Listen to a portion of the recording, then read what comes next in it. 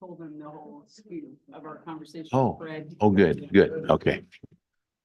You ready?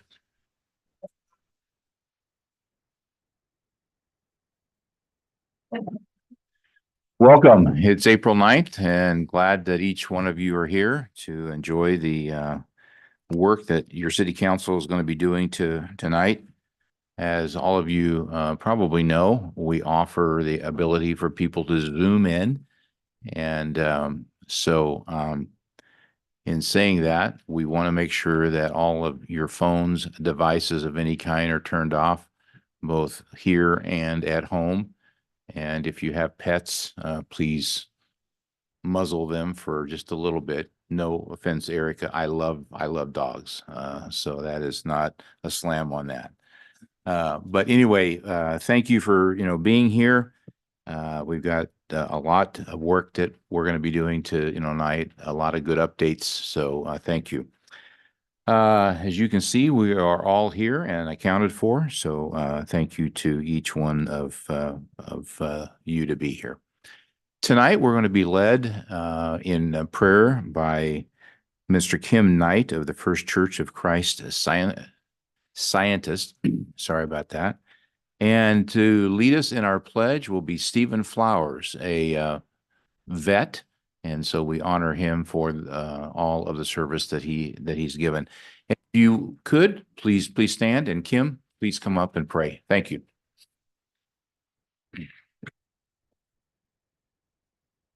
Mr. Mayor, council members, distinguished guests and visitors, let us pray. As we bow our heads and open our hearts to the giver of all good, remembering the good that we have so far received in this beautiful and prosperous city of ours, may we feel the Holy Spirit lifting us from confusion and divisiveness to a unifying attitude of gratitude, courage, and compassion. May God's grace give us strength according to our day, whatever this day may bring. And let the power of divine love guide us through the tough issues that we will be facing. In all of our faith traditions, the golden rule, do unto others what you would have them do to you, is an attitude worth following, however hard it may be sometimes. May we think of it as a living tradition in our work this evening, as well as in our daily lives. May God bless our city, our elected officials, those serving in positions of public service, the press, our tireless medical professionals, teachers, business owners, hardworking employees, students, and children. Help us to surrender pride, ego, and human will, and let your spirit rule in us so we can be peacemakers, starting in our own hearts and rippling out in the lives that we live. Amen. Amen. Thank you, Kim. Stephen? Ladies and gentlemen, please place your right hand over your hearts and join me as I pledge allegiance to the flag of the United States of America and to the republic for which it stands, one nation, under God, indivisible, with liberty and justice for all.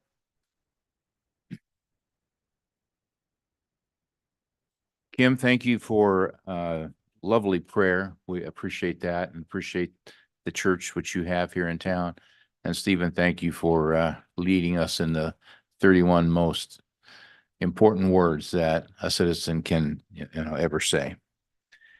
With that, I will ask the council, is there anybody that wants to reorder or add to the agenda? Michael, I think you have a thought there. Yes, I would like to remove item number 4 under special items. Okay. That will be done. That is the Glendora Hotel update. So thank you. We will remove that from the agenda.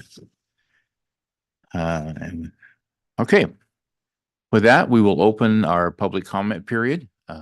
As all of you know, there is a limit of time up on the screen that you are asked to stay within. For those on Zoom, we will come to you after those here speak, and please use the raised hand icon. Direct anything that you need to say to me, the mayor. And with that, we will start off, okay? First up is Stephen Flowers.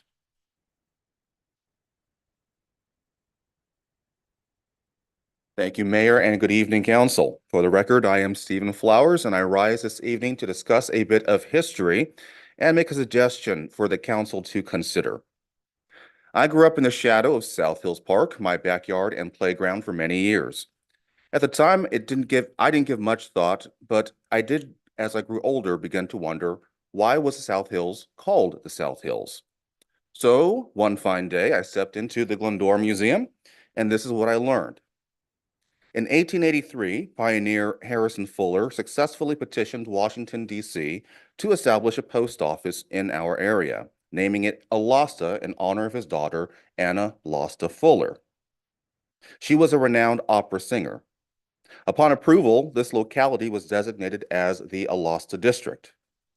By 1887, two separate town sites appear in the Alasta District, the community of Glendora, which ended at Ada Avenue as its southernmost street, and just to the south, its sister town of Alasta.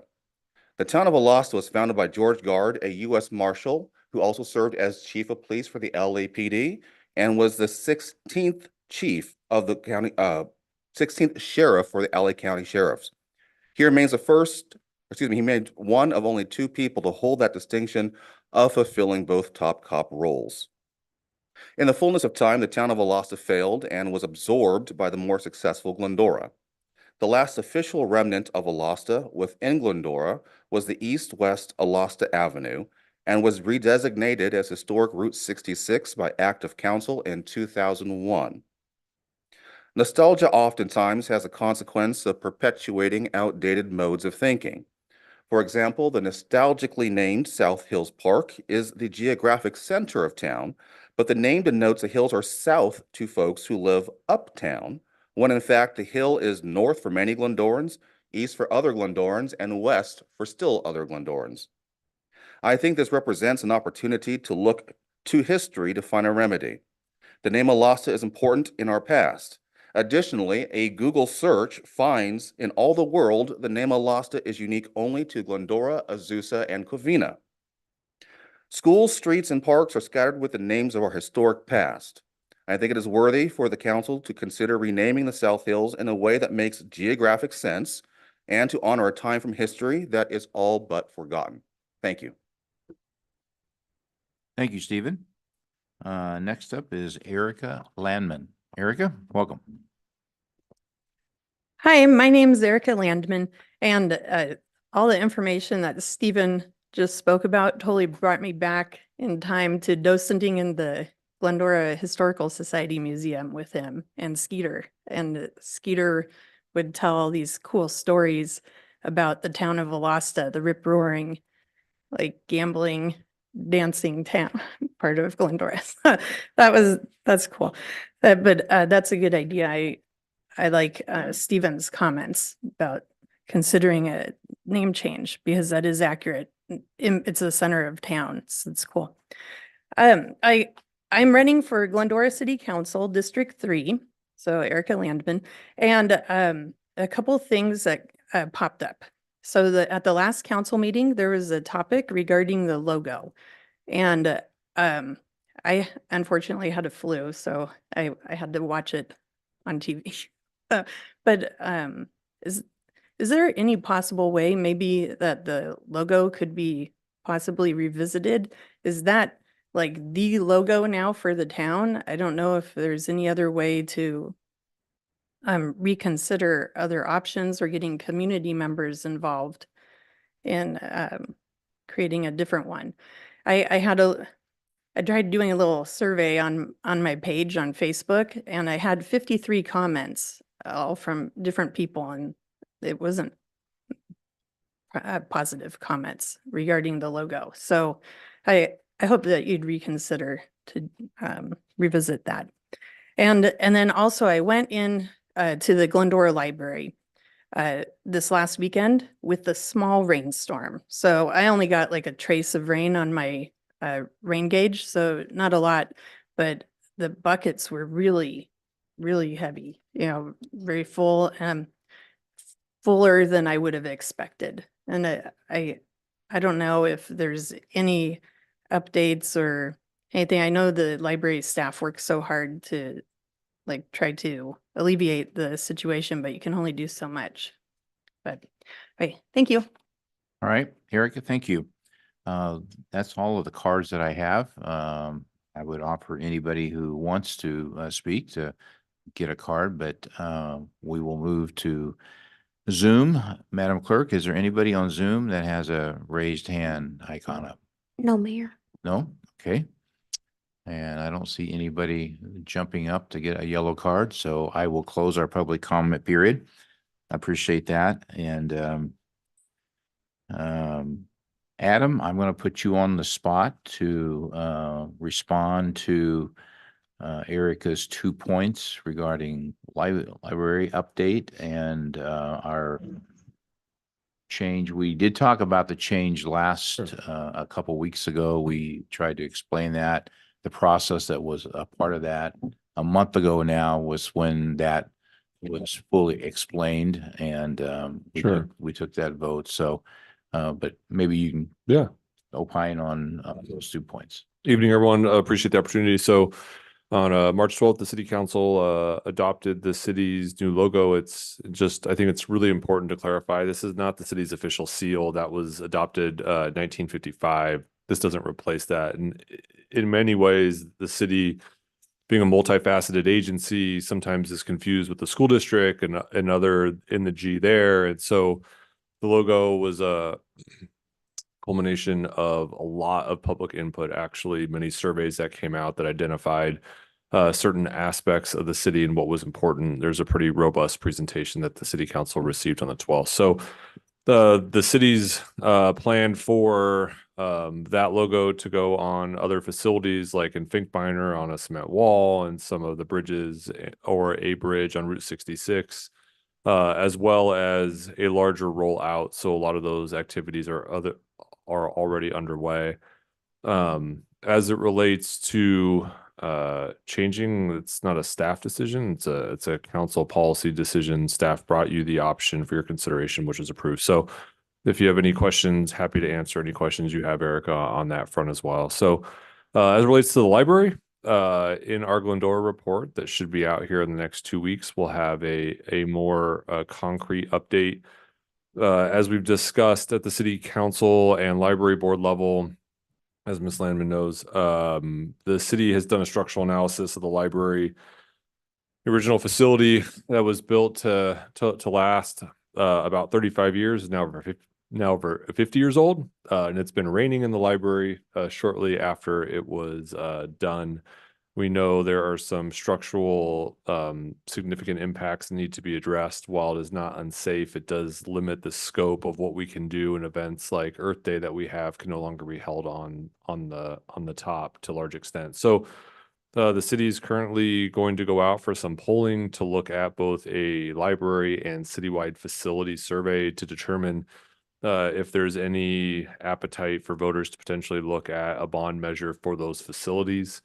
To put that in perspective, a new library tear down and rebuild could be in the ballpark of 65-70 million. So we know there are other cities in the local area in Southern California that have done these projects, and that is about in line with the cost of those projects as well. So we continue to evaluate the library. Definitely appreciate the outpouring of support and concern there, and we look forward to finding the best solution possible.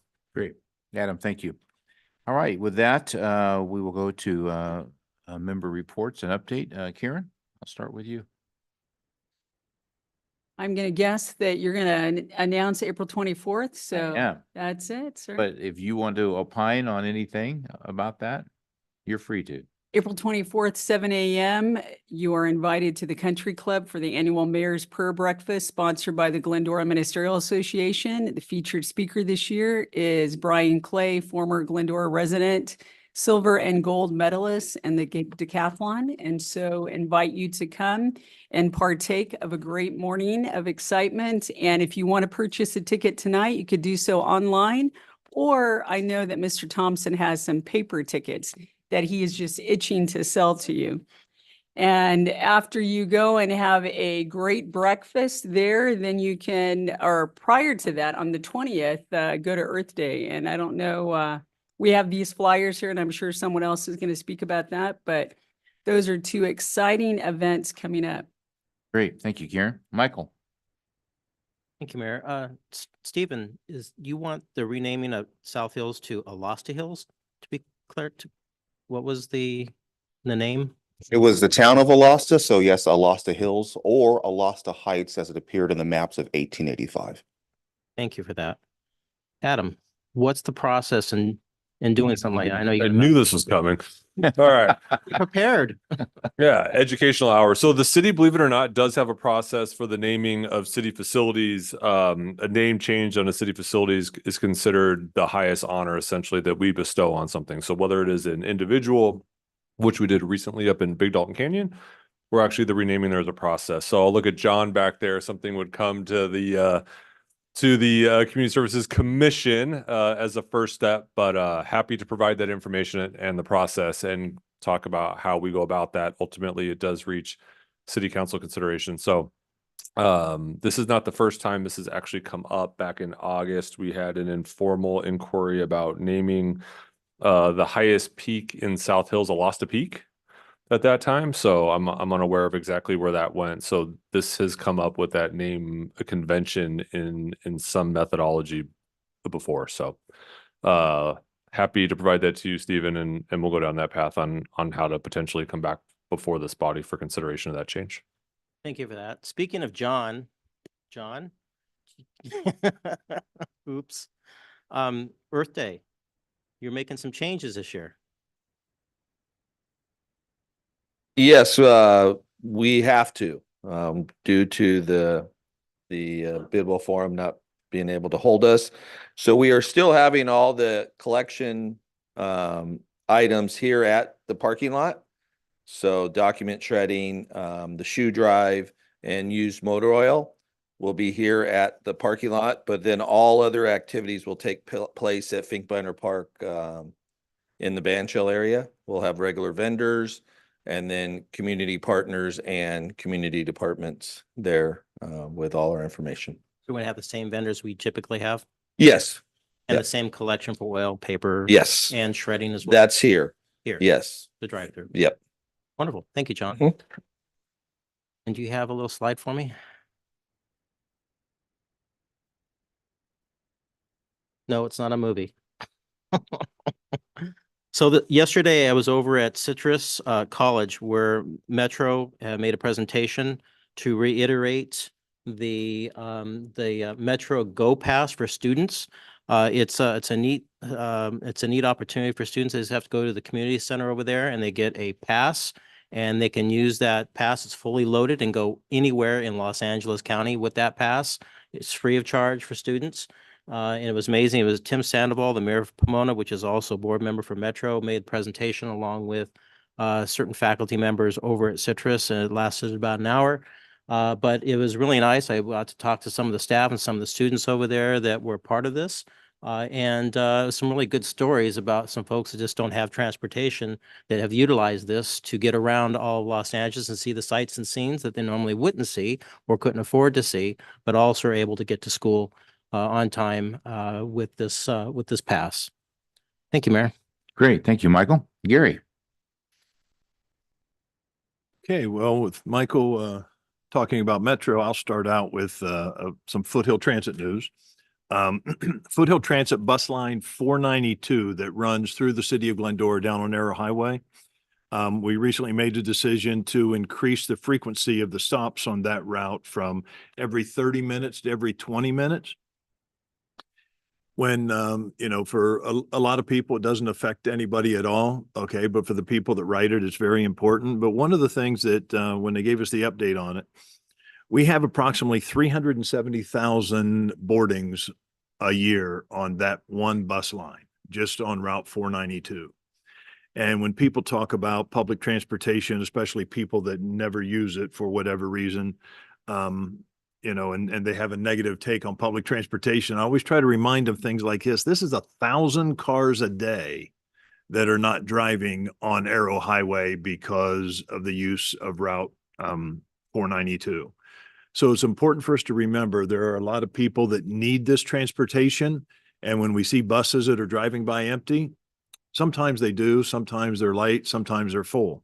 But it's also important to know that even if you never take it, that's at least 1,000 cars a day that are not in front of you if you're driving on Arrow Highway. So please appreciate all the public transportation efforts.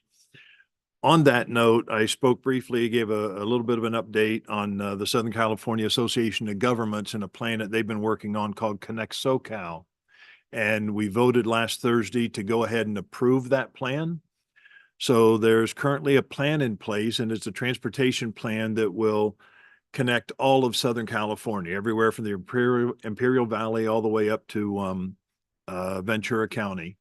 And the whole idea of this is to try to make it easier for people to get around on public transportation, trying to increase housing inventory where job centers are, and also trying to create job centers where houses are.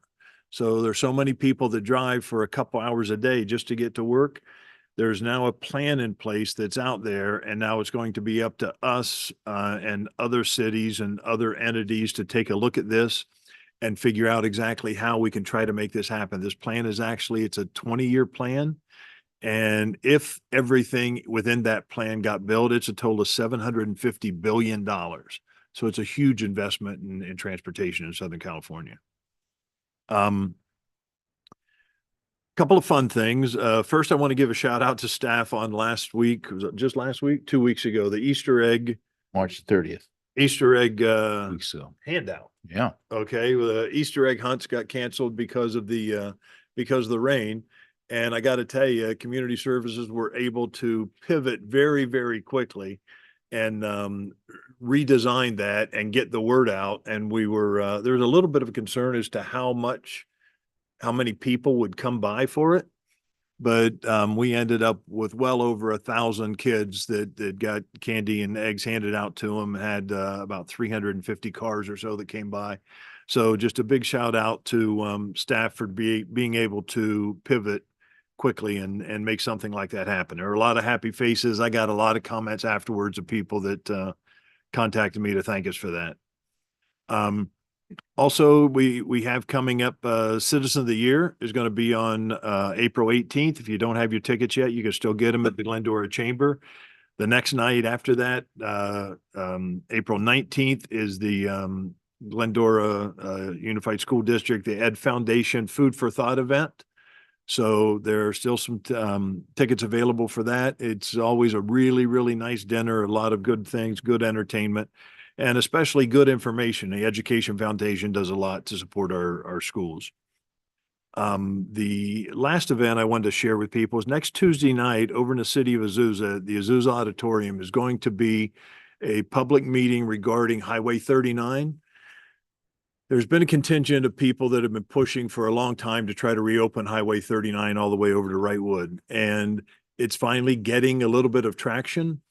So there are ideas out there to do a lot of improvements to Highway 39 to allow better access up into the mountains and into the National Monument, but as well having a route that would get us through to another route that would get us through the mountains on the other side of the mountains into Wrightwood. So if you have any interest in that, it's at the Azusa Auditorium, which is right next to City Hall on Foothill over in Azusa, next Tuesday evening at 6 o'clock. And then the last thing is, I've got to comment on the logo because, when you do something like that, I've lived in Glendora for 45 years and we've never had anything. We've had 35 different renditions or probably more than that of the name of the city on all kinds of different, on our buses, on our signs, on our letterhead, and it changes from time to time. Sometime it just changes at will. So we've never had anything. This wasn't a change. And to try to, there was a lot of community outreach. Okay. There was a lot of engagement to try to get feedback as far as what we did. to try to get something that's going to appease 50,000 people or even 10% of the people that are going to look at it and say we love it is impossible. It's just impossible. So what I'm looking forward to is us finally having something that's consistent, and we can start to use this on a regular basis and see what's going to come next to promote the city. We have an amazing community here, and I'm looking forward to seeing that consistency. What I personally love about the logo so much, first off, you will see if you look at other communities, they don't necessarily use their city name in their logo. They'll use some sort of a design. So that is unique to the city of Glendora. But the other thing, the font that is used in that logo is a hand-drawn font. It's not a font that you can go on Google and buy or go to the Apple store and buy additional fonts. It is a very unique font, just like the city of Glendora is a very unique community. So nobody is going to be able to copy that, and it's going to be very exclusive to our community, and I'm looking forward to seeing it out there. No one can copy our G. No, I've already tried to do it and see if I can fit it in my name, but it doesn't work. But that's it. Thank you. Thank you. Long-winded tonight. Thank you, Gary. David? I will hold, Mr. Mayor, till a couple of pointed items in our agenda for some comments. Thank you. Great, thank you. Most of what I have noted to talk about has been talked about. I want to really support the Earth Day and the changes that have been made there. I think that's going to be really good. Easter egg hunt. The five of us stood out there for 2 hours plus and were drenched. And a lot of people drove by probably just to see that. But it was fun. And it was part of the assignment that we signed up for. You know, whenever you take a job and do other duties as assigned, well, that was the line that we all did. John Aguirre and Annie Warner's staff did. And we did it with smiles and a lot of happiness and joking around. We served 333 cars. Gary's right, probably over 1,000 folks. And it was a spectacular day. Came home totally drenched. I don't think that any of us have gotten sick from it. So the good Lord kept his hand on us and kept us well. But it was a great, great day. And kudos, as Gary said, to the way the staff just turned and bagged up these eggs and just amazing stuff. Some of us were wise enough to stay underneath the umbrella. Well, the umbrella was held and Michael did it. I was concerned that my hair would get messed up, but I took it for the team because Michael has better hair than I do. So he was able to stay dry. Pompey Park, we have shades there now. If you have not been down there, I would encourage you to go down there. It is a spectacular field, and the shades it's like 20 cherries on top of the sundae. It is amazing, and kudos to our city staff that took 9 months to build this out. And I've heard nothing but great feedback from the kids that are playing there, the parents that are going there now. It's going to get hot. I mean, I know we've had a lot of rain, but it's going to get hot, and it's going to be a great place to, go to. So thank you for all of that. Are you saying I no longer have to drag my Easy Up shade shelter and my will not umbrella need to. into the stands? No, you will not. dog. In fact, That's you will good. probably be asked to take that down if you do, because Annie's got a strict code of rules that she's going to do. As Karen said, Mayor's Prayer Breakfast is going to be just a really fun event. Brian Clay is one of our own, lived here for a number of years. And if you want to be inspired and feel good about life, I would just encourage you to come. And Karen's right. I do have tickets to sell, and I want to give tickets to the colleagues that I know committed to sell at least 10. David Now, Karen and I have already, sold and will continue to sell, but thank you guys for helping me out. And, no, it is not sold out. There are 30 seats left right between you guys, so we need to make sure that it gets done. Can I request a recess so I can lobby the audience right now? Absolutely. I would more than Anybody needs to support let us that. know. Yeah. So, I think that's all that I have. Yeah, that's all that I have. So, thank you. Okay, we're going to do some special things right now. We're going to recognize a couple of areas of our city. David is going to recognize the week of April the 14th through the 20th for the National Public Safety Group. Those are folks that dispatch and take your 911 calls. Very important folks. And we appreciate the 24-hour job that they do, 365. And David, you have some words to say about them. Yes, thank you. And it's my honor to be able to share this proclamation that the city of Glendora states, whereas emergencies that require police, fire, or emergency medical services can occur at any time. And whereas when an emergency occurs, the prompt response of police officers, firefighters, and paramedics is critical to the protection of life and preservation of property.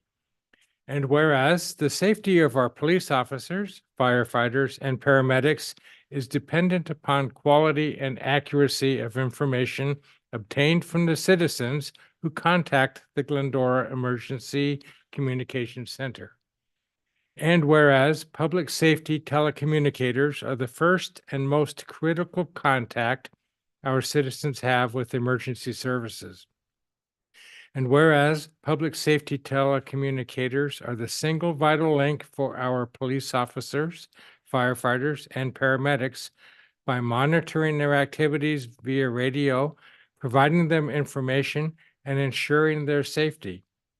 And whereas public safety telecommunicators of the city have contributed substantially to the apprehension of criminals, suppression of fires, and treatment of patients. And whereas each dispatcher has exhibited compassion, understanding, and professionalism during the performance of their job in the past year. Now, therefore, be it resolved that Mayor Mendel Thompson has designated this week, April 14 through 20, 2024, as National Public Safety Telecommunicators Week, in honor of the men and women whose diligence and professionalism keep our city and citizens safe. And accepting the proclamation tonight on behalf of the public safety telecommunicators from the Glendora Police Department is Dispatch Supervisor Andrea Egan. Andrea?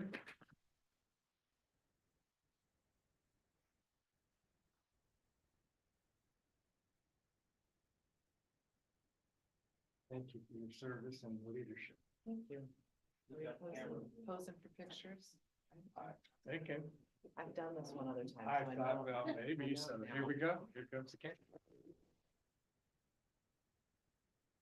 Ready? Ready? Let me get a close up. All right, got it. Thank you. I was actually prepared this year. That first time you guys all got me, you said, no, you don't have to speak, and then said, how about a few words? So I got a couple for you. Okay, good evening, everyone, and thank you to the Glendora City Council for this honor. National Telecommunicators Week is a wonderful time to recognize the vital role that dispatchers play across the country. And I'm humbled to accept this proclamation on behalf of the amazing Glendora dispatch team. As dispatchers, we're the lifeline between the public and the help that they need. We're the calm voice in the storm, the first link in the chain of keeping our community safe, the ones who turn raw fear into action. Every call, every emergency, every request for help, it all starts with us. Dispatchers work tirelessly 24 hours a day, 7 days a week, Christmas, Easter, Mother's Day. I worked Easter. To ensure that all of your needs are met and you get the help that you deserve as quickly as possible. And to put it bluntly, dispatchers spend about 12 to 16 hours a day experiencing other people's worst day over and over and over again. I've held many roles in law enforcement during my 33 years of law enforcement experience. And if you're doing the math right now, I was about 5 when I started working in law enforcement. I've been a patrol officer, a jailer, a cadet, a dispatcher. I can tell you without a doubt that dispatching is by far the most difficult job to perform at a police department. It's more than just answering phones. It's about critical thinking, problem solving, remaining composed under pressure, and doing it all with compassion. It takes a really special person to excel in this role. This proclamation is not only acknowledgement of the dedication and expertise of my dispatch team and what they bring to the table, it's recognition of the around-the-clock dedication it takes to serve our community. It's a promise to continue providing the resources and training that we need to be the best possible dispatchers. So thank you again to the City Council for recognizing our contributions. It serves as a tremendous source of pride for our entire dispatch team. We are resolute in our commitment to serving our community, and we stand ready to answer your call every single day. Thank you. Great, thank you.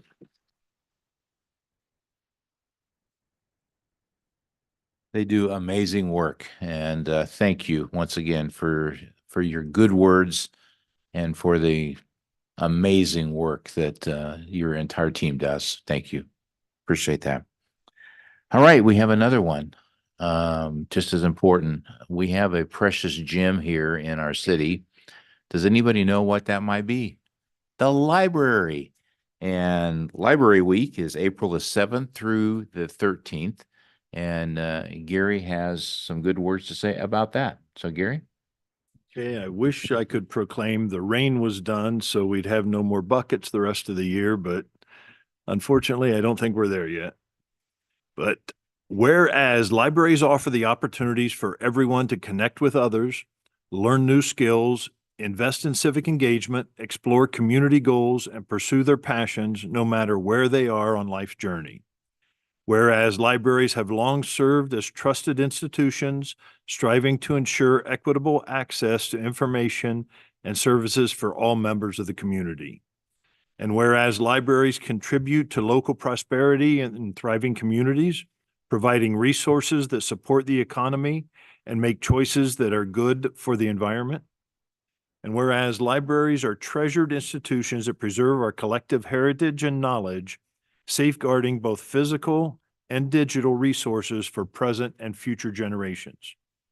Whereas libraries are essential public good and are fundamental institutions in democratic societies. Working to improve society, protecting the right of education and multiple literacies, and the promise of free exchange of information and ideas for all. Whereas Glendora Public Library adapts to the ever-changing needs of our community, developing and expanding content, programs, and services that are diverse as the populations being served. And whereas libraries, librarians, and library workers are joining library supporters and advocates across the nation to celebrate National Library Week. Now, therefore, be it resolved that our Mayor Mendel Thompson proclaim National Library Week, April 7th through 13th, 2024. During this week, I encourage all residents to see how their library can help meet their aspirations and to celebrate the adventure of opportunities the library unlocks for us every day. And today we have Library Trustee President Erica Landman and Trustee Stephen Flowers here to accept the presentation. And Carrie Johnson, I'm sorry. And Trustee Carrie Johnson as well here. Thank you. Come on up, guys.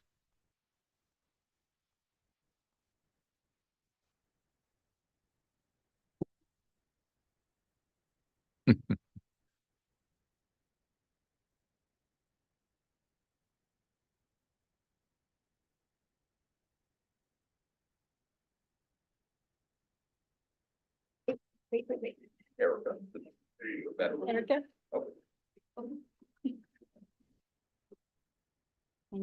Might go in the paper. You missed out. As president of the Library Board of Trustees, I really want to thank the city council, the city community, and as well as the staff at the library for all of the hard work and their support. And I truly believe that the library is the hub of the community and that it has its finger on the pulse. It's always like the staff's always figuring out a new thing to do. And the entire time I have been part of the Library Board of Trustees, I've been so amazed with the knowledge and the creativity and thinking outside of the box for the staff. So thank you for your proclamation for Library Appreciation Week. Thank you. Well, and we thank you. We thank your, board, the engagement, the time that you all give to make it such a wonderful place, a fun place, educational place. Cindy snuck up here to take a picture, but Cindy, we thank you and Janet Stone for the leadership that you both give and your entire team. You posted a video this week, and my wife saw it and she said, "What is this?" And I looked at it and I said, "Oh, these are people that are excited about what they do, surrounding books and videos and knowledge."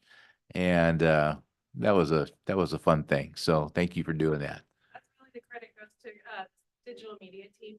Okay, good. Well, thank you. All right, with that, we'll move on to the consent. This can be, there's only two things on consent this month. Items 5 and 6, they can all be moved in one motion unless anybody wants to move. I'll move items 5 and 6. Okay. Second. Motion has been made by Michael, seconded by David. Is the voting system up, or are we just going to do an oral vote? Whatever you want to do, Madam Clerk. I'm so sorry. It is up, and I will go ahead and conduct an oral roll call. Councilmember Ralowitz? Yes. Councilmember Boyer? Yes. Councilmember Davis? Yes. Mayor Pro Tem Friedenow? Yes. Mayor Thompson? Yes. Motion carries 5-0. Okay, great. Thank you. All right, we'll move on to item 7, discussion of the city's policies related to trees and specifically the tree trimming. And Mr. Boyer was the one that brought this up, and I'm glad he did. And Michael Sled, who's Assistant Public Work Director, will give us the update and has a PowerPoint for us. Michael, welcome. Thank you for having me. As mentioned, I'll be discussing the city's tree policies, specifically as they relate to tree trimming and around streetlights in particular. I'll apologize ahead of time because this is going to be a little dry and it may feel like I'm reading the code at you because I kind of will be. So to start, the city's ability to trim its own trees around streetlights or otherwise is pretty straightforward. And in general, we have broad authority.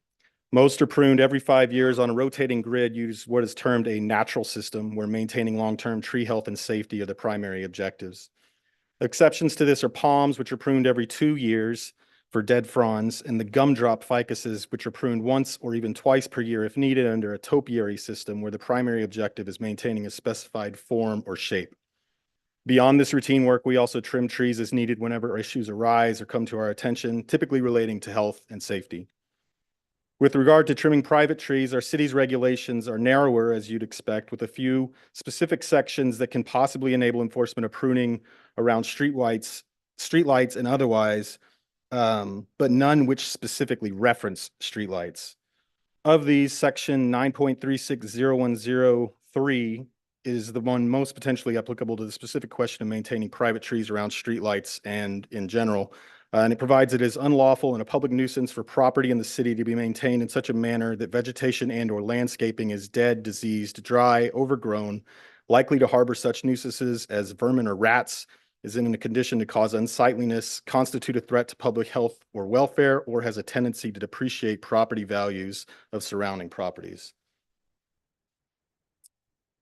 Beyond Title IX, we also have two sections of Title 16 on trees that can be used to regulate private tree trimming. The first of these is Section 16.12090, which regulates vertical clearances of private trees over streets and sidewalks of 14 feet and 9 feet respectively, and Section 16.12.170, which provides that trees and shrubs shall not impede sight distance visibility at street intersections.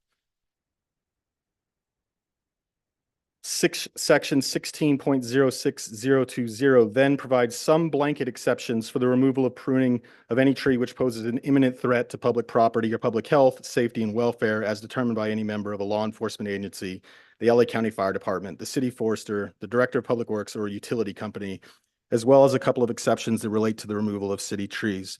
The most typical situation maybe where we would have an emergency tree like that was a private tree would be where one falls during a storm and is in the street, or if there's a branch that's hanging or something along those lines. In relation to that first exception in utility companies, SCE also has broad authority to address hazards to their infrastructure from trees, and is also who maintains the city's streetlights and will prune around streetlights as needed, either during routine maintenance or upon determining that an issue exists. With regard to reporting tree issues, a few options exist. True emergencies, which are not very common with trees, but in the event they do occur, the best option is to call 911, as in other emergencies. Don't be trying to look up the phone number for Public Works or something like that. But the vast majority of tree issues, however, can be reported to the Public Works Department either by phone, email, or online via the citizen service request function of the city's work order system called iWork.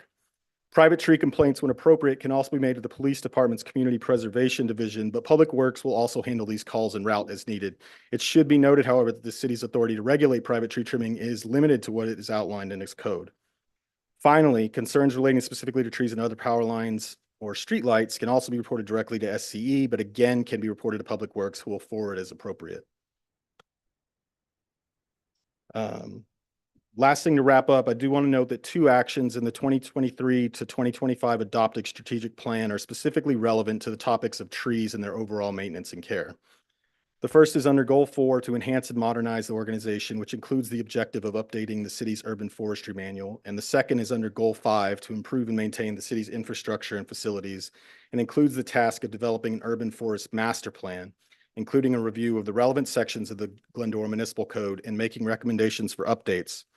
Staff are currently reviewing plans and requests for proposals from similar agencies, as well as having informal discussions with qualified consultants, and expect to bring one on board to guide this process by the beginning of FY 24-25. Thank you. That concludes my presentation. Happy to take questions. Michael, thank you. And with that, Gary, since this was something that you brought up, I'll let you have the floor to ask whatever questions that you would like. Okay, appreciate it. Yeah, this was prompted by, we had an incident in town in which there was some criminal activity in a neighborhood, and the neighbors were concerned about trying to find ways to make their neighborhood safer. And we had a situation that it was a private tree that was hanging out, and it was completely blocking our street light from shining light in one particular direction. And whether or not having that tree trimmed would have made a difference in the criminal activity or not, I have no idea. My guess is it probably wouldn't have, but it would have made the community, at least that neighborhood, feel a lot safer if that light was more accessible.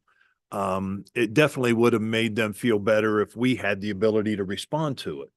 But one of the things that we discovered when this happened is that we didn't have any lawful authority to be able to take any action to ensure that that tree get trimmed. I personally went out and met with the neighborhood. I met with Edison to try to get them to see if they could, trim it, but because it was on private property and it was a private tree. And another very unique situation, because the guy lives on about 6 acres. So the tree that was hanging over the street was way at the back of his property, and it doesn't affect him in any way, shape, or form, but it does affect the neighbors that lived in this particular community. So, that's when I started asking the questions. We need to be able to do something about this. There has to be a way that we can effectively address this type of a situation. And there really wasn't. So that was my reason for bringing this up, because first off, I'd like to make sure that we have the ability, that staff has the ability to react. But at the same time, I don't want to put something in place where we're going to be in a situation that everybody and their brother is calling and saying, hey, I don't like my neighbor's tree. I need you guys to come out and trim it.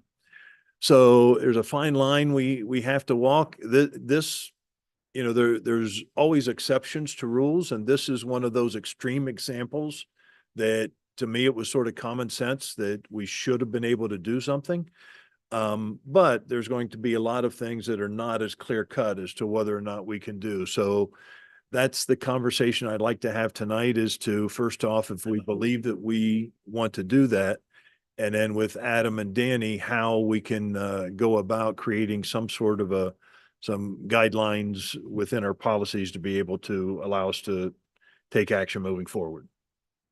All right. Thank you. Karen, any thoughts on this? No, I think what Mr. Boyer said is correct, that we have to be careful, because if you open too wide of a door, then because we already do get those kind of calls where people, hey, I don't like my neighbor's tree. What are you going to do about it? So if we do create some opening, I think it needs to be very specific, because hopefully those are the kind of things that can be worked out privately amongst neighbors. Hey, your tree, is hanging over, so trim it for public safety's sake, that it would be worked out that way rather than the city having to intervene. All right. Thank you. Michael. Thank you for your presentation, Michael. I have a legal question, actually. If a private tree encroaches on public property, do we have a legal right to do anything? Before Danny provides a legal question or answer, what Michael went over in his presentation today already says yes, as it relates to site of clearance and height in the street. This specific case doesn't address streetlights. So the current municipal code is, as Michael went over, addresses a great many things in the public right of way on private trees, just not actual streetlights. Would a streetlight, though, be placed on an easement or a public right of way? Mm-hmm. So then we would have the ability currently, or do we have to add that to our code? We'd have to amend the code to provide some more general public safety definition of what that could occur, but look at Danny for any clarification on that. Yeah, part. that's correct. Okay. Thank you.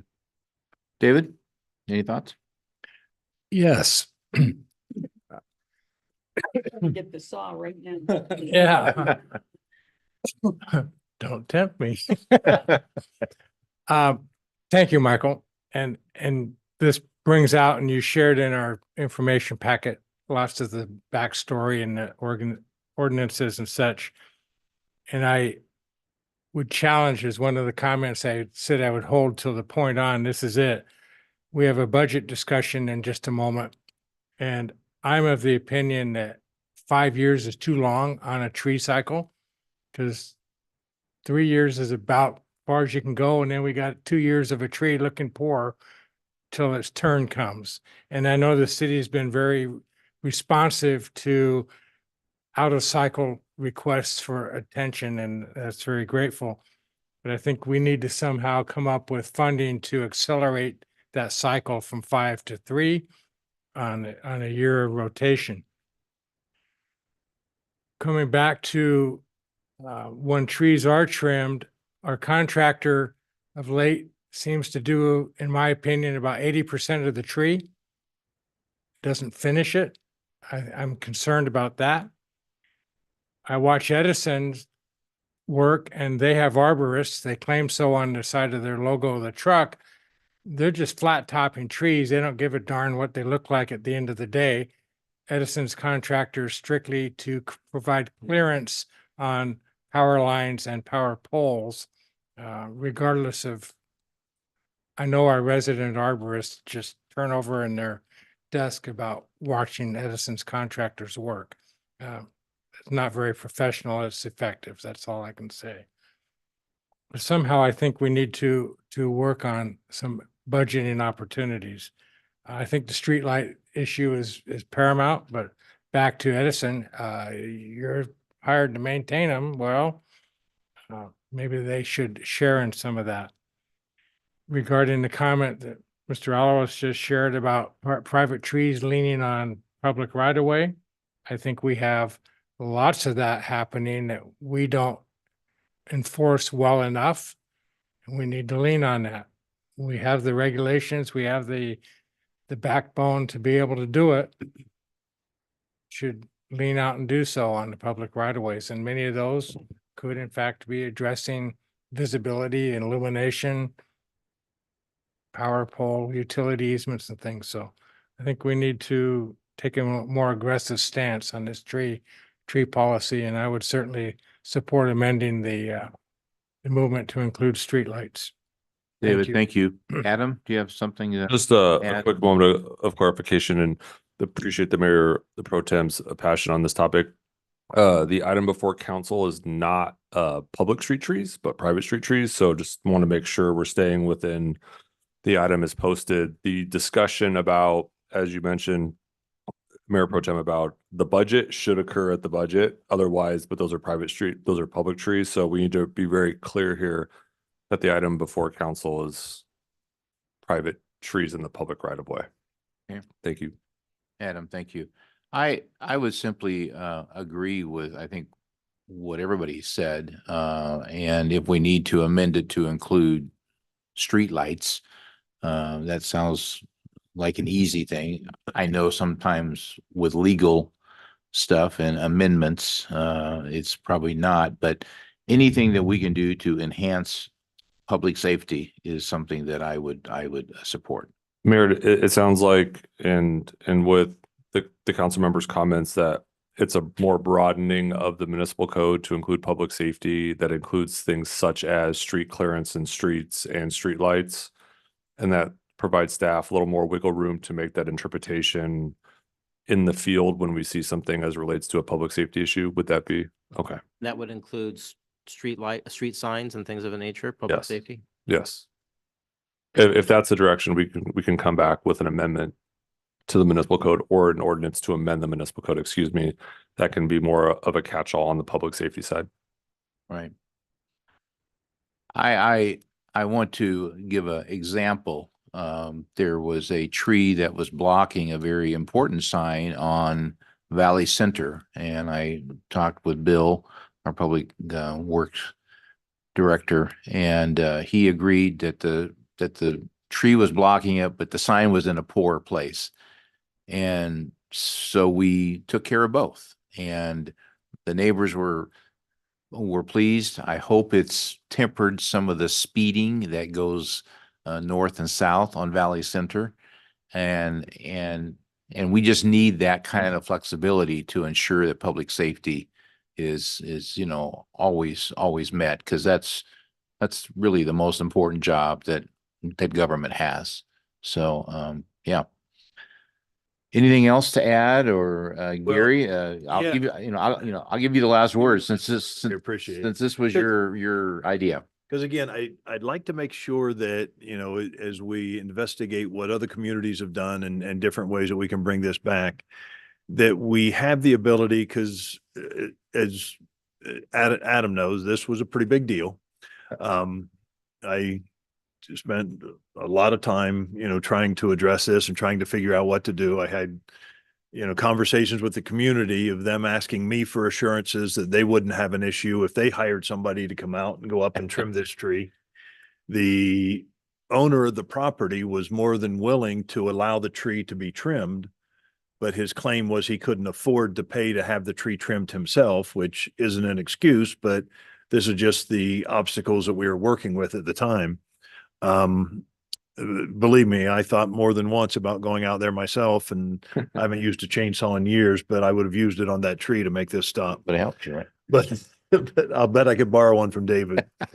But I think it's important that we do take a look at the process, because this would be in my view, a requested response. that if somebody were to bring something like this to our attention, we don't want to be proactive and go out and try to control all the private trees in town. Because there are a lot of private trees Right. that block streetlights. As a matter of fact, there's one right in front of Adam's house. That's true. But so we don't want to be doing that type of thing, but at the same time, we want to make sure that if somebody makes this request, that there's a way for them to adequately go through a process to get us to understand the importance of this. And in this particular case, I believe it was extremely important to have dealt with this. And Yeah. and the city did react in a variety of different ways. PD was amazing and went out and actually had meetings with the neighbors. This particular neighborhood actually went to the expense of their putting in their own flock cameras in the neighborhood because of their proactive nature of how they want to make sure they keep their neighborhood safe. So Yeah, and I would just add to that, council member, that anything in the municipal code, unless it's a specific like misdemeanor infraction, becomes a code enforcement issue. And in the state of California, due to some case law, cities just can't go out and correct the issue and bill a property owner after the fact anymore. Cities used to do that, especially during the Great Recession with board up of homes, and we had a lot of that. So this would be under sort of the methodology we talked about this evening. Staff would make contact with the homeowner if there was an issue with a request, like code enforcement actions always are, to do it. But then the ultimate goal would be to remedy that issue. As you mentioned, the specific issue that raised this item tonight was kind of maddening for a number of reasons, one of which Edison's take on the issue was it didn't meet their requirements to trim that tree around that street light. So because half the street light was still visible and it was still in the street, just not on the area where the neighborhood felt like the light should be shining for protection. So as sort of talked about tonight, it would be a municipal code sort of code enforcement issue that would start as a voluntary action. As it relates to other comments on the dais this evening about proactive enforcement on code enforcement, that's a different conversation and probably one I sense we'll be having at the next budget discussion as it relates to code enforcement and personnel and the city's priorities as it relates to code enforcement. So this would definitely open the door for both of those scenarios, but it would definitely provide us more flexibility should we more generalize the public safety needs of trees that hang over into the public right of way. Great, thank you. Okay, one last comment, and I know that we're not the city of Los Angeles, but we all saw on the news just recently how in the city of Los Angeles, they had a home that was stuffed with trash bags, and somehow they had the ability to go out and react to that immediately and clean it up. And I think that is the type of thing that we just recently went through a thing with a particular property here in town that it took us a number of years before we were able to legally enforce that. So anything we can do to react quickly, especially when people feel that their safety is in jeopardy, I think it's important. So as we come back and have this conversation, I hope all that's taken into consideration. Well, and I think that house in the Fairfax district has been a problem house for that neighborhood for a long time and has been an ongoing city discussion. And they cleaned it previously and then had to go back. So I think they use similar methods that we do. Just that when it got to this point was when the media went in there to make a big story about it. But sadly, that home has been. But once it became public, they were able to react quickly. Right, but they had been working on it for a while, so. And we've been working on this tree for a while. Yes, So no, I'm just saying the process is similar. The process is similar. So it's just, you know, I want to make sure as we address this, that it is done in a way that isn't overkill, but gives us the ability to address it quickly, because in a situation like what happened in that neighborhood, in my opinion, somebody should have been out there the following day with the chainsaw. Yeah. So. All right, so is it safe to say that staff hears us and Yes. direction will be taken and more than likely an amendment will be coming back? Good. Yes. Gary, I will give you the pleasure of making the a motion. This is a receive and file, but apparently we still have to vote on this. Do we need to vote just No, directly? you don't need to vote. Oh, no? Okay. This is what my guide says up here to call for a vote. So I'm just following what, my guidance says. Okay, Michael, thank you. Thank you. Appreciate that. All right, item 8. This is one of the most important things that we do.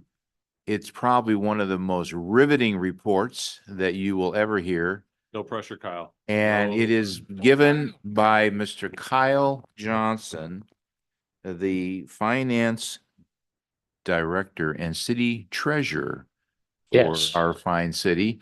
And he also has been known to ad lib as, a comedian at times. We don't know if that's going to come out in this update, but Kyle, welcome. We're going to be talking about we're going to conduct a mid-year budget assessment and adopt a resolution amending the fiscal year 23-24 budget. That's the official mission that you're on. So welcome. Yes, thank you. So good evening, Mayor, Mayor Pro Tem, and City Council members. As I was looking over the agenda tonight, like Councilmember Mendel Thompson said, the exciting stuff happens. I didn't realize I also had 2 other items on the agenda. They were the consent calendar. So this is a finance agenda meeting. So we're going to go ahead and continue that That is theme. true. So the item before you tonight is the fiscal year 23-24 mid-year budget review. Oh, all right. And so this process consists of all city departments reviewing the budget against year-to-date actuals for revenues and expenditures and making sure they're in line with budget, and then requesting changes as needed based on that review, in addition to any previously unbudgeted items that have occurred or are anticipated to occur through the remainder of the fiscal year. So overall, the general fund and Measure E are balanced, and the city meets the general fund reserve policy requirements. As noted on this slide, the general fund and Measure E adjustments consist of changes for reduced development activity on the revenue side and increased hiring and training in the police department, as well as for personnel costs related to reclassifications and changes in state law that'll be discussed later in this presentation. The next 2 slides show the updated format for the general fund and Measure E forecast.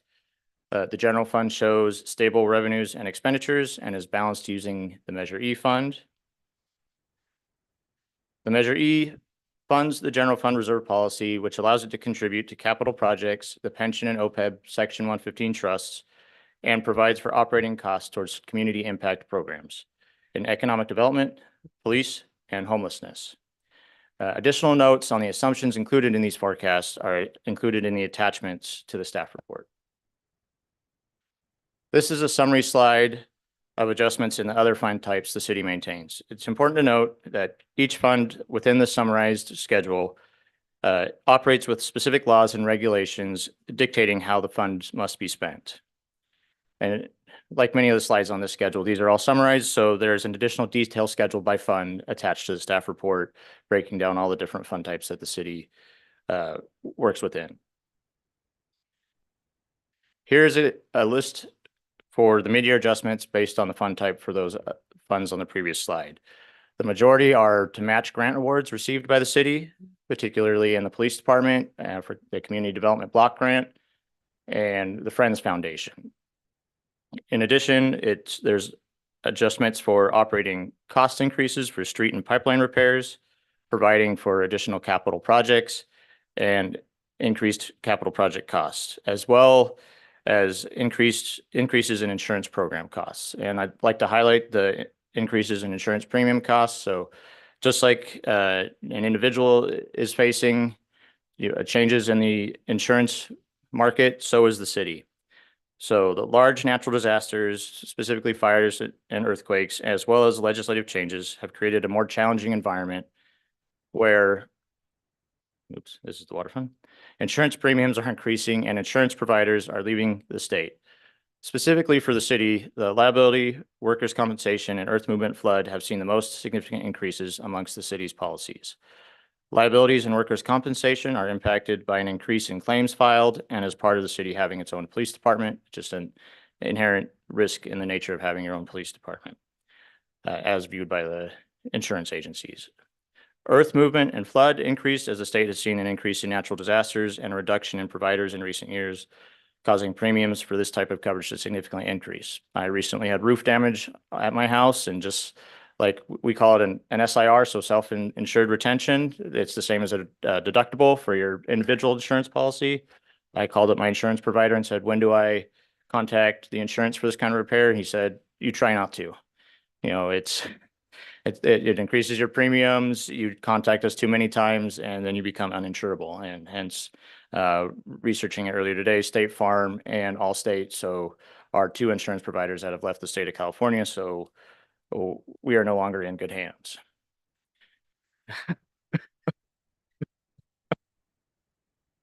That was well done, Mr. Johnson. Well done. Your teammates back there are giving you tens for that one. So, all right, now we'll move on to the water funds. This is the new format on the water funds forecast. The assumptions are that the new rates will cover, revenues will cover expenditures. As we get further along in the new rate cycle, we'll update actuals and see what our experience is. And then also of note is in fiscal year 24-25, that includes a $15 million bond issuance towards capital improvements. Additional notes surrounding the assumptions included on this forecast are also attached to the staff report.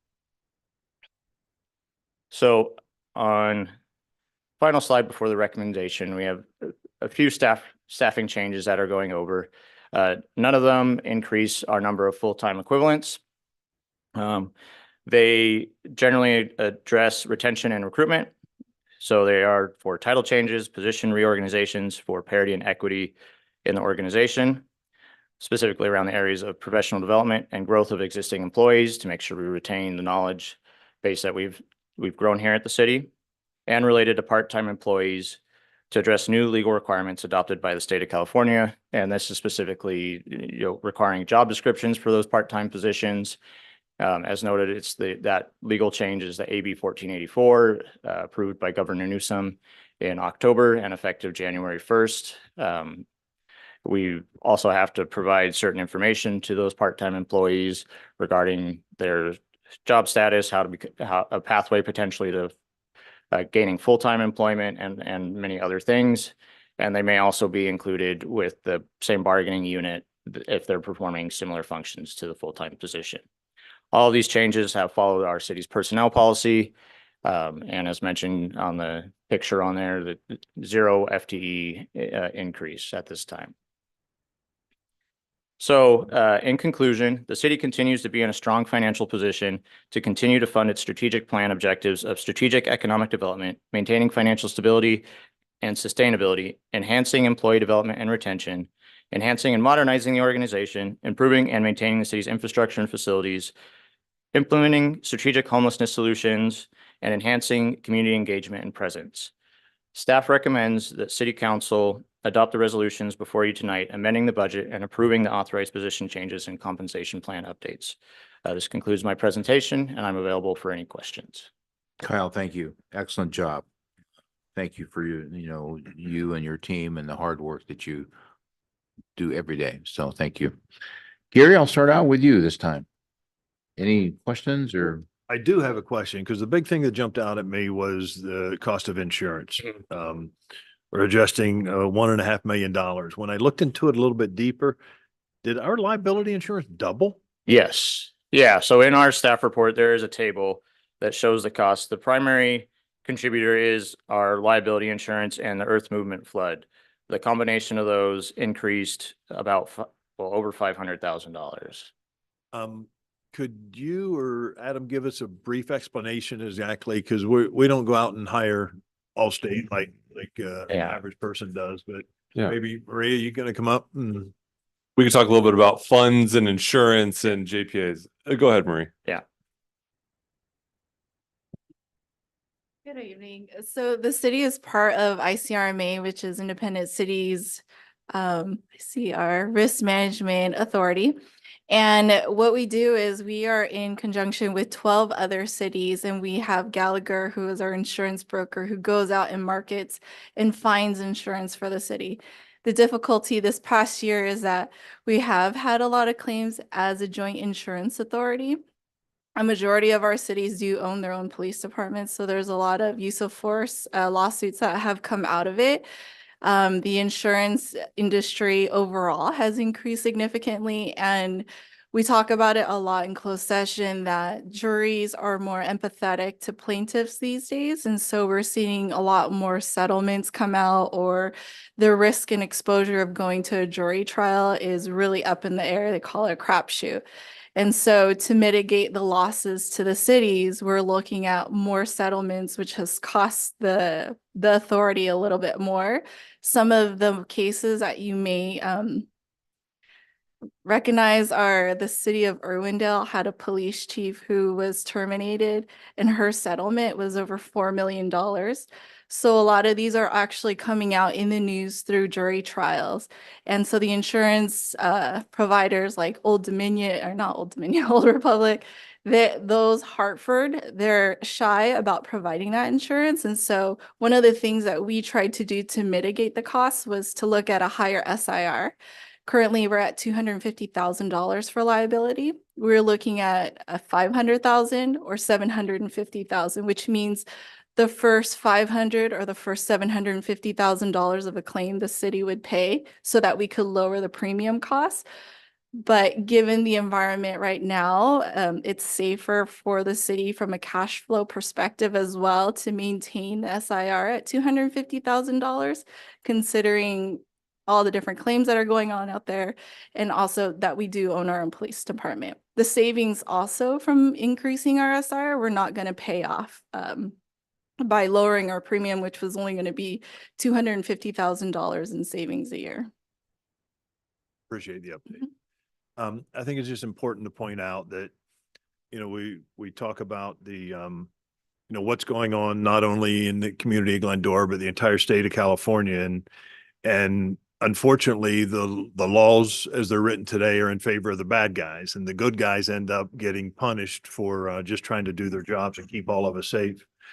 But things that are happening in other communities and other areas, it affects us locally. And, you know, we talk about this as the city budget, but it's not, it's taxpayer money. This money is coming out of the pockets of everybody that lives here in town. Whenever our costs go up, that's coming out of taxpayers' pockets. So I just think it's important to point that out. Not only is the insurance a huge problem for us as individual residents and citizens, it's a problem in the industry and in the public arena as well. So we definitely have to continue to lobby for that, and hopefully we can get some changes in laws that can help to bring things back to a little bit more of a normal society. And I would just add to that. I think one of the things we've talked a lot about this evening is the police department. And I just wanted to say for a second, it's not that having a police department is fundamentally bad. It is that, as you mentioned, council member, that cities in California, whether you are a contract city with a sheriff and your contract's going up exponentially, we're all facing the same cost increases that are coming through, which are really driven by the courts. And as we settle court cases, and we as in cities in general, because it is cheaper to do so than to go to trial in some cases, costs are going up across the board. So it's, I think, as everyone's mentioned today, it's not our police department. It is the public safety profession in general as it relates to claims and our court system that causes us some concerns there in our risk pool. And just also one of the reasons why you see us doing so many curb, gutter, sidewalk, and street projects is trip and falls are another aspect of our liability insurance as well. And so we're doing everything we can. We'd much rather spend money on better infrastructure than claims. Appreciate it. That's all I had. Thank you. Thank you, Gary. Michael. Thank you, Mayor. Kyle, thank you for your report. This is a clarification on the overall liability. When you put all the liability together, it's only a 25% increase as opposed to the 50%, which is huge just for the ICRMA. Is that correct? Yeah, on the, it's, yeah, so it's 25% increase in the staff report. Yeah, overall. Clarification on the full-time employees. How many vacancies do we have? what percentage of that or what, how many vacancies that we have? Because we have authorized, what, 265? Look to Maria. I don't know if you have a number. I haven't. I see, or I see Rita raising her hand in the back. You would know. There's about 20 25, vacancies yeah. in positions. Oh, 20 there are vacant. 20, yeah. Another question is, we have on there, what, $940,000 for a Vacker truck, which we need. But originally when we bought this, what, 5 years ago, maybe or so, it was about $500,000, a little bit more Yeah. than that. It went up that much. Almost double. Your average cars doubled in cost too. So welcome to CPI increases and runaway inflation. That's not CPI. Okay, great. Thank you. Thank you, Kyle. You know, if I just ask a question, I want to clarify because I heard two things. Are we down 25 employees or 25% of our staff? 25%. 25%. So we're understaffed by 25% right now. Okay, thank you. Okay, Good, thanks. we clear there? Okay, Karen, questions? But your presentation was 125% fabulous. So thank you, Kyle, for the information and to all of the finance department in bringing us all of this information, and good job. That's all I have to say. David? Thank you, Kyle. And for clarification, it's not a replacement Vector truck. It's a second Vector truck replacing a host of other pieces that, see, I listen, which is a good thing. So we're calling this a mid-year review. Yes. Mid-year of the first year of a 2-year budget, or? Yes, correct. Good answer. Yeah. Because that's where I wanted to go. Not looking to change numbers and twist all this hard work tonight, but I would encourage us to, as we get to the end of our first year of a 2-year budget, look into the second year. How can we find funds to address accelerating the tree service program? And That's probably a policy discussion, Councilmember, or Mayor Pro Tem, excuse me, that we would like to have on the dais because that is a very expensive endeavor. okay. But let's, We'll if keep we tabs on if it we as can we work entertain towards that, next that would be encouraging. And then also, while we just heard we're down 25%, I guess if I was looking for a job, maybe this is a place I want to look. Yeah. Approaching your age, I'm not looking for a job, but I would also hope that we might look at some staffing opportunities and help with some of our policy directions toward code enforcement and things, and help those people with some backup support to enhance that as well. All right. So, other than that, thank you. David, thank you. I have just a couple of things to ask and then a statement. For many years, it was healthcare that was ratcheting up like crazy. What was our healthcare increase, or what do you anticipate that that's going to be doing? So we don't, I mean, the premiums will go up, but that's on the individual side. So we pay a flat dollar amount of flex benefit to all the employees. It depends on what they bargained for. But those will be, I think we've gone through the last year of increase on our flex benefit increases to each employee. So I don't know if you had. Yeah, I would just add, Councilmember, that's not a city cost. The city has a capped rate. It becomes an employee cost at that point, which I think healthcare costs are continuing to increase at borderline historic levels. There were some in the single digit increases. There were also some at 12-15% increases in the monthly premium. Yeah. Okay. Thank you. And Kyle, on your second or third slide, you mentioned matching funds. Could you just give the public kind of a guesstimate on when we get grants, what is our average match? Is it 10% of that grant, 15, 20? I mean, I know it varies, but do you have a sense? So when people say, well, you got a grant, but then how much did we have to pay? So that's correct. So we will have grants where we have to match with city dollars. So, but to provide a little clarification on the comments there, those were actually just to match grant awards that we had received. So not to put city dollars towards those grants, but sometimes during the year, like the Office of Traffic and Safety provides us a grant, but their fiscal year is October 1st to September 30th. Okay. So we don't have that information available or in the budget when we bring it to council. So then we get it awarded and we bring it back and usually adjust for it at mid-year. But any matching from grants would be per the grant agreement. I don't know if it's usually a percent. Usually it's a fixed dollar amount that I've seen. So it just depends on the grant award for what we would have to do. I think most recently we've seen some matches in the transportation area when we've gotten grants, and I think recreation and human services for like the South Hills Bike Park. Okay. All right. Thank you. And lastly, I just want to assure everybody that what Kyle said is absolutely true. We are in a really strong shape. That is because of the prudence that the council, the management, and the employees have all leaned into. And I really mean that. And it's because of Measure E. And we thank everybody that every day shops here. That has saved us just huge. Yes. And cities that didn't do that are hurting. They're wanting to do it. Some of them are, doing it.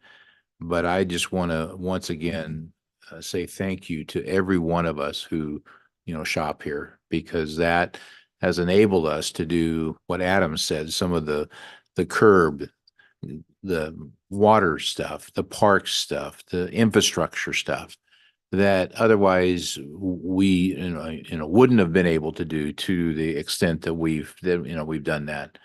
And our investments are, doing well. We're very safe and prudent there. I want everybody to know that we're not investing in Bitcoin and all of these crazy things. But we are financially strong, and we're one of the few that are in this area that can really say that. So credit to the citizens, to the staff, to management, to the council. Thank you. And so excellent job. Thank you.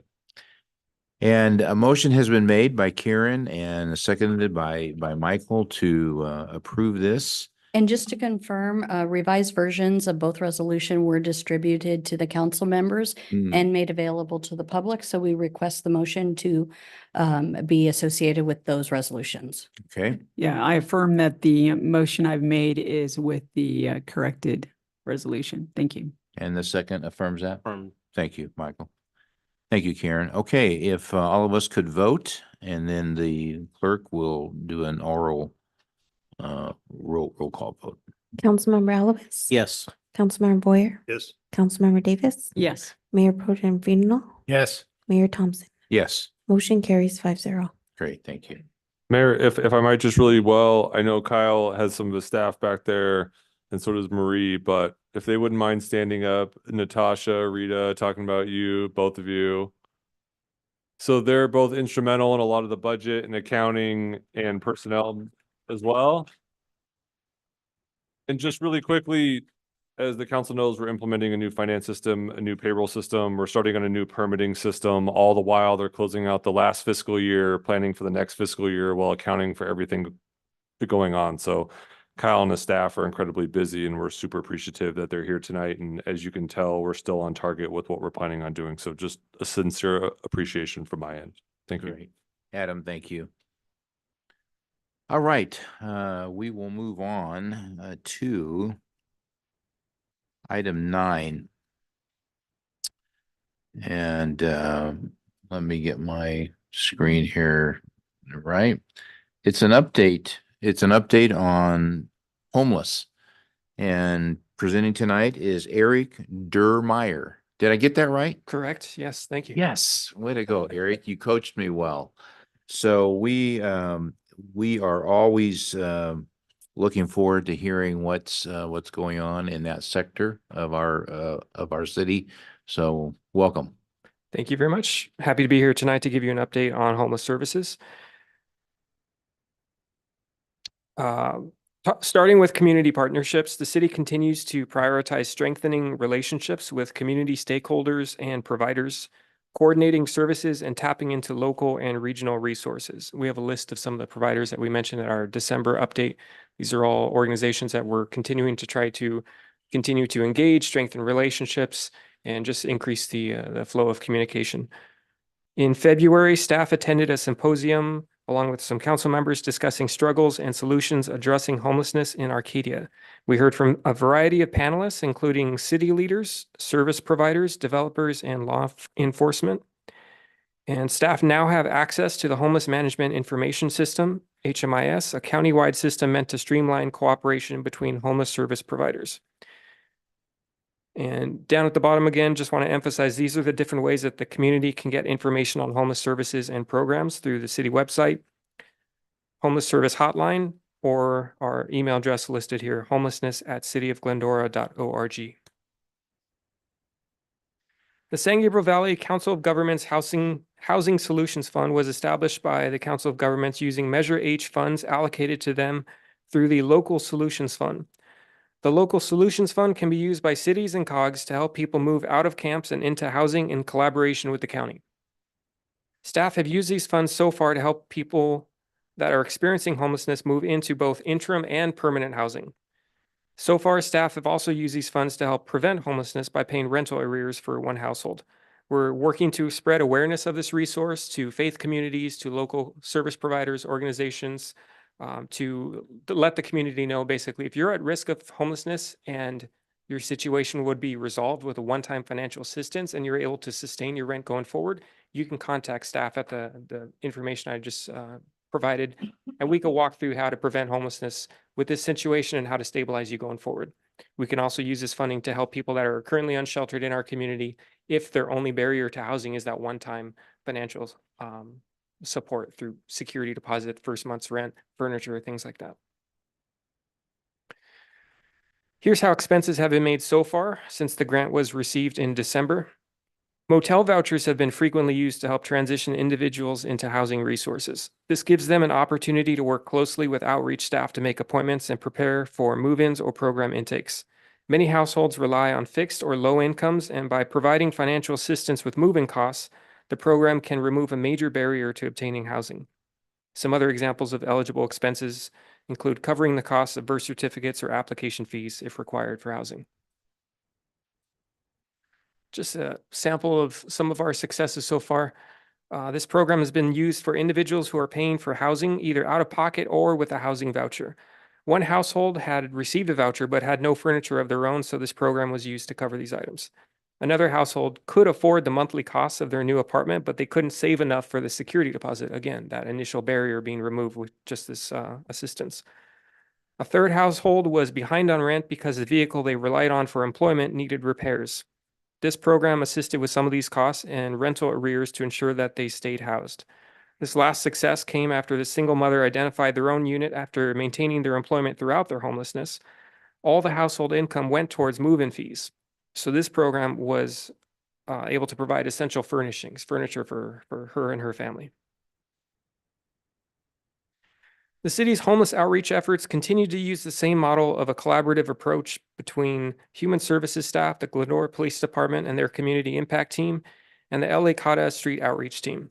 This has allowed the city to address homelessness at different levels, from street response and encampment resolution to homelessness prevention.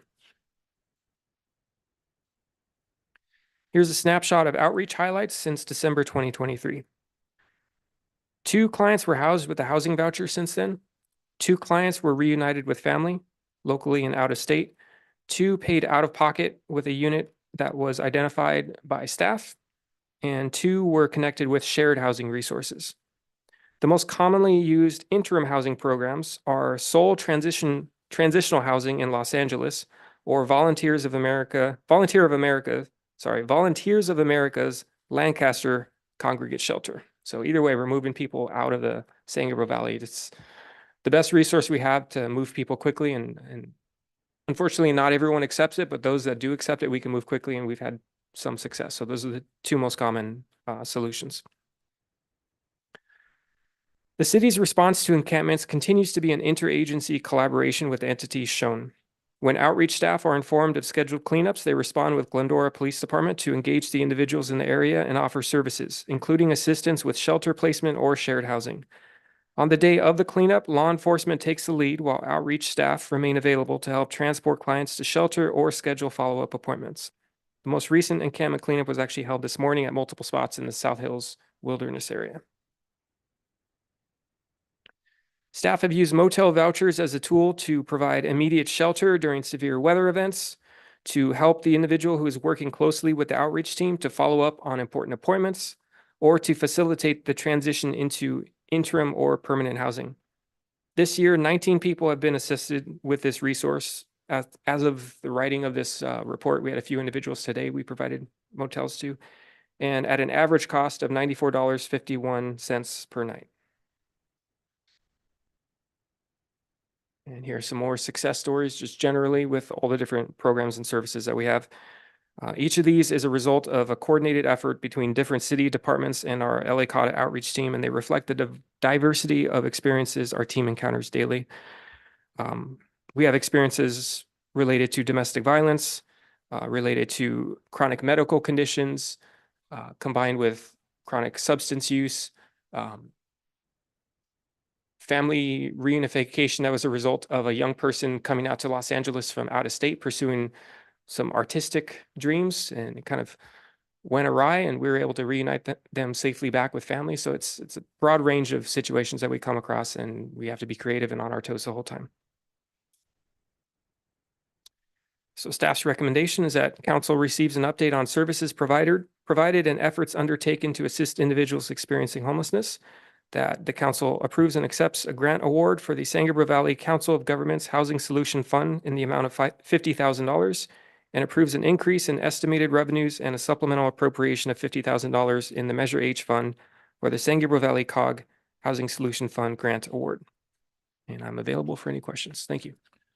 Eric, thank you. And thank you for the hands-on work that you do. I know that Debbie Lopez is a part of that and your entire team, but we really do thank you for the passion that you bring and the care that you show. So thank you. Thank you. Karen, anything? No, just thank you, Eric, and thank you to your entire team and the CIT team for the empathy and care and compassion that you try to help people find and answer. So thank you. Michael. Thank you, Mendel. Thank you, Eric, for your report. Do we know what the count is for the homeless currently? Not currently. We're still going off of the last, I believe it's the January LAHSA count. So we haven't gotten a final number from that yet. I think the estimated was 106, but they're going to give us a final number where they use their own calculation from the USC School of Social Work, and they have their own like algorithm that they kind of compile, because some of it is kind of an estimation. They're counting some vehicles, and there's certain percentages where they have to guesstimate how many people total. So we're going to get that, I think, late spring, early June, and we'll report back probably at our next quarterly update. Hope they're not counting the vehicles on Arrow Highway. So, do we know how many of the homeless folks out there have jobs? There are a handful. Off the top of my head, I don't have an exact number, but there are a handful that do bring home work. Some of them work very locally within the city, pay city taxes on their work. There are a handful that do work under the table for different reasons. Many of them are very busy, very active, and that's honestly, it's something that is kind of a barrier, trying to find the schedule that works for outreach in them while they're not also trying to survive and hustle and make ends meet themselves. But we try to make space for that as much as possible. So no, I don't have an exact number, fortunately. This is Mendel's favorite question. On Measure H, how much have we given and how much have we received? I happen to have those numbers. Thank you for asking that. Welcome, anytime. It's our friend report. So far. Up, Eric. All right. Everybody can hear this. To date, total, the city has contributed $19,537,576 from 2017 through 2024. And the city has received through various grants, mostly through the Council of Governments, $445,460. And I'm some of sorry that I asked you to speak up. But some of that money is also shared money, correct? The current grant that we have is only for the city of Glendora. That's a $50,000 Housing Solutions Fund grant, but the previous grants with 3 cities and 5 cities were shared, yes. So it's quite a bit less, maybe half that. Yeah, I think in our December update, we did provide like the specific amount that the city received. So if we reference that, which is included in the agenda packet, it'll tell you the breakdown for what the city of Glendora individually received. Not a very good investment from our taxpayers. It's for positions much higher than me, but I just present the facts. Right answer. I leave it all to you to discuss. You do realize you're in training here, right? Take it one day at a time, like anybody. Thank you, Mayor. Thank you, Michael. Gary. No question. Just appreciate the report and appreciate everything you guys do between you and your team and Debbie and PD. We got a nice report from Ed Meeker yesterday at a meeting sharing a lot about what how PD's interacting. So Yeah. you're doing a great job. We appreciate it. Thank you. Thank you. David. Thank you. And thank you, Eric, and certainly the entire outreach team. It's remarkable. And I hope the public heard that. I was going on 15 million, so the extra 4.5 kind of blows my socks off. But I think that the fact that you're doing so much as a team with so little is incredibly remarkable. And that the city, I hope, would join me in being insulted, embarrassed, and angry about the 19.5 million that we give the county for less than 5% return. We need to make noise, and don't ask, we need to demand, and go on the website. You can find how to do that. But we need to get to the county and stop being nice about it. But thank you and congratulations on your successes. They're huge. But on your behalf, we need to be stronger. So thank you, though. Thank you. David, thank you. Karen, do you have? I was just something gonna to add? maybe throw out that idea that when we have some housing options, that perhaps that opens the bank a little bit more for that money. Hmm. So, yeah, so maybe if we build some housing, we can ask for more money. There you go. I just want to say thank you, as I've said, Eric, to you and your team, Debbie Lopez, and for the excellent work that you do. I know that Gary and Karen work on some housing areas that for us, represent us well, and I appreciate them. David continues to fight the battle down on the south end, with Arrow and all of the complex issues there. And I know that we appreciate, David, the work that you've been doing there. CIP, the captains are back there. Fellas, we appreciate what you guys do and the entire team does. Eric had a slide in there how you work with, Caltrans and others to clean things up and help Eric's work. So thank you for that. I hope that you let the line officers know that we do appreciate their engagement, and so thank you for that. And so tonight the motion's been made. Michael has made it. Karen is seconded to approve 2 amounts, 50,000 each, which is a far cry from the numbers that you just related from Measure H, but hey, $100,000 here and there, it adds up. So we appreciate that. So that's all that I would have to say. Anybody else have anything more to add? Okay. Please vote, and Madam Clerk, you can. if I could just- I'm sorry, Gary, please. I want to clarify, it's only a $50,000 grant, isn't it? Yes, it is. I'm sorry. yeah, Sorry. I, you know, I think you've seen the number. misread that twice. Yeah. Yeah. Justin amended. Yeah. Yeah. We're He's hoping that we can amending. get Yeah. I'm hoping. an Yeah. extra 1/10. 50,000. Yes, Okay. please. Build I'm- it and it will come. I'm happy that you stopped me there. Okay, please vote, and then Madam Clerk can call the oral vote. Councilmember Elowitz? Yes. Councilmember Boyer? Yes. Councilmember Davis? Yes. Mayor Pro Tem Friedel? Yes. Mayor Thompson? Yes, Motion carries 5-0. Eric, thank you. Thank you. All right. I just need to add something here because I think it's important just to clarify, Karen.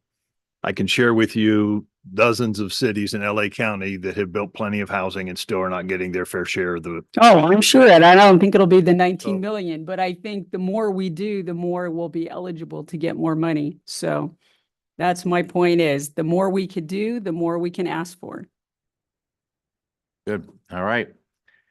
We are down to agenda item 10 with Katie Dang. She is going to help us to navigate the purchase of a new Mitel telephone system for $105,135, including a 3-year term for professional support of $4,227 on an annual basis. Katie, welcome.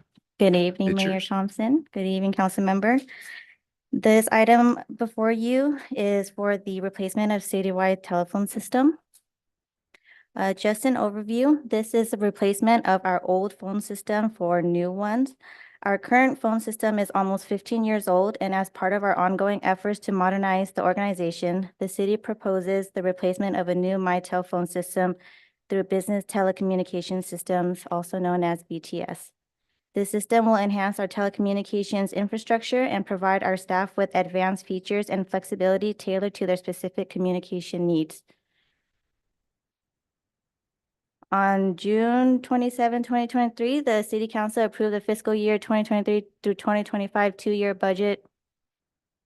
I don't think this is part of, can I skip that? Okay.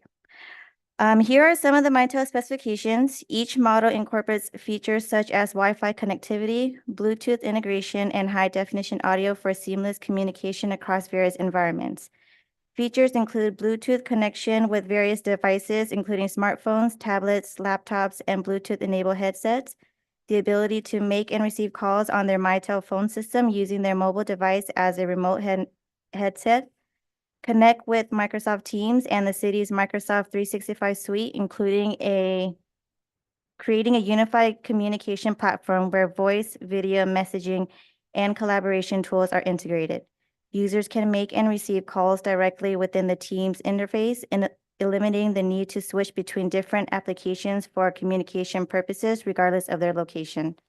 This will allow employees to access communication and collaboration tools from any device, whether they are in the office, working remotely, or on the go. The annual professional services agreement will cover the city's phone and infrastructure in the event of outages or if other technical issues should occur. BTS will also aid the technology team during the new install to ensure the system is set up using best practices and integrated into our current suite of tools. It is staff's recommendation that the City Council approve the purchase of citywide Mitel phone system replacement in the amount of $105,134.71 and approve an annual professional services fee of $4,226.68 for a 3-year term.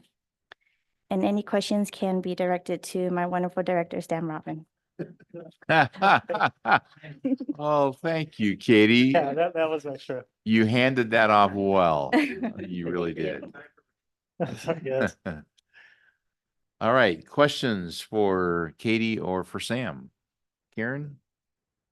As much as I love Lorraine Alleman, it would be great with the new phone system to have a voice that maybe is a little more recent as the default message. Yes, we could do that. Thank you. David? You and I are in trouble with all this technology that That is true. Imagine the plug-in switchboard, that's gone. Is this going to be vulnerable to internet outages, or is it gonna? So this is a VoIP system, so we do have redundancy within the city. So if one line does go out, we do have redundancy connections. So although it is internet-based, we have two different lines coming in here to prevent that. Thank you. Good, thank you. Michael, anything? I know this is an old system, but what's wrong with the old one? Oh, So we so have, many- so many things. We to summarize, we have their old phone system has multiple appliances, and that's all hardware that's based in our server cabinets. When one of those goes down, it takes half of our phone system down. So we have to go to the cabinet, restart it, do some failover, get those systems back up and running when it does go down. The new system is all cloud-based, so it's redundant throughout the entire cloud. So if it goes down, it's a 99.9% uptime. So between just the infrastructure that's involved with the new phone system and the features that come with it, it's far better than what we had before. so it uses our same internet that everyone else uses, or is it a separate internet line? It's the same internet line. Same internet. Thank you. Welcome. All right, Gary, anything? I think it's great. It's a good move. So I good think so job. too. Okay. Please vote, and then the clerk can call the oral vote, please. Councilmember Alves? Yes. Councilmember Boyer? Yes. Councilmember Davis? Yes. Mayor Pro Tem Friednall? Yes. Mayor Thompson? Yes. Motion carries 5-0. Great, thank you. Katie, thank you again, and Sam. All right, member staff closing comments. Michael, anything? Gary?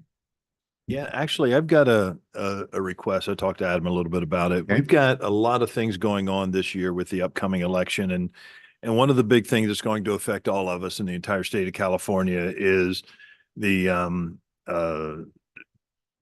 issue of making adjustments to Prop 47. And so there are at least 3 initiatives that I know of, and there's about 5 different bills going through the state and the Senate and the Assembly. And I was wondering if I could request of staff to maybe put some information together and get back to us at a future meeting, preferably our next meeting. And so that we could discuss the possibility of us taking a position on at least one of these. It's important that one of them go through, but I think it's important that we get educated on it. Yeah, I'll second that request. perfect. That's all we need. Okay, Happy to do so. good deal. Karen, anything? David? I would just encourage us all to attend Earth Day on April the 20th and consider attending the Mayor's Prayer Breakfast on April the 24th. For those of you who are here, you know the people that have the tickets, so we are more than happy to sell those. But encourage friends to attend, and it's going to be a good time. So with that, I will ask Adam, anything to add? Danny, anything? I am aware that the former city attorney does want to, who I'm sure you deeply, deeply miss, would like to attend the Mayor's Prayer Breakfast. So Councilmember Alawas or Councilmember Boyer, whoever is quicker to email him, you can load off one of your tickets to him. Yeah. Well, great. I'll And deliver. that will, Did sponsor this, right? Alshire sponsored this.